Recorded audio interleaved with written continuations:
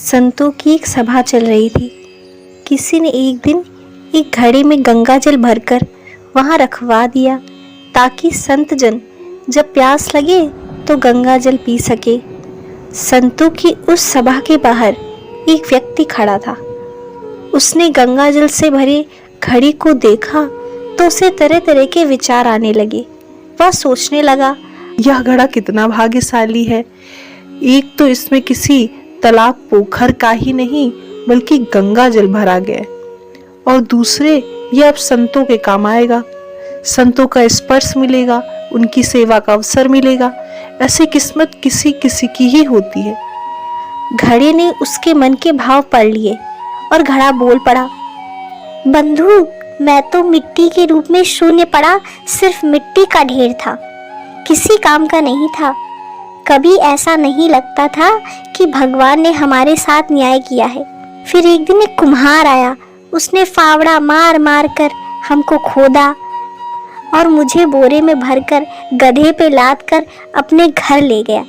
वहां ले जाकर फिर रौंदा, फिर पानी डालकर गूथा, चाक पर चढ़ाकर तेजी से घुमाया, फिर गला काटा, फिर थापा थापी मारकर बराबर किया।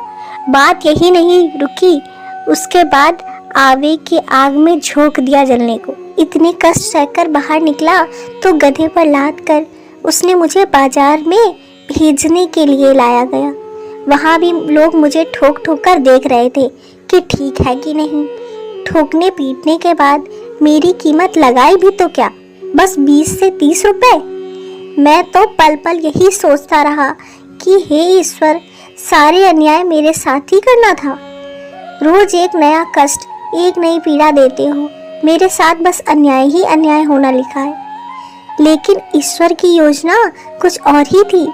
किसी सज्जन ने मुझे खरीद लिया और जब मुझ में गंगाजल भरकर संतों की सभा में भेज दिया, तब मुझे आभास हुआ कि कुम्हार का वह फावड़ा चलाना भी उसकी कृपा थी, उसका मुझे गूंथना भी उसकी कृपा थी, मुझे आग में जलाना भी उसकी कृपा थी, और बाजार में लोगों के द्वारा ठोके जाना भी उसकी कृपा थी। अब मालूम पड़ा कि मुझ पर सब उस परमात्मा की कृपा ही थी।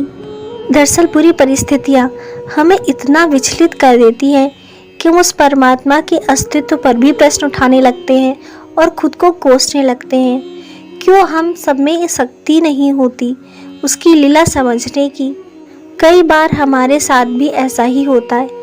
हम खुद को कोसने के साथ परमात्मा पर उंगली उठाकर कहते हैं कि उसने मेरे साथ ही ऐसा क्यों किया, क्या मैं उतना बुरा हूँ, और भगवान ने सारे दुख तकलीफ मुझे ही क्यों दिए।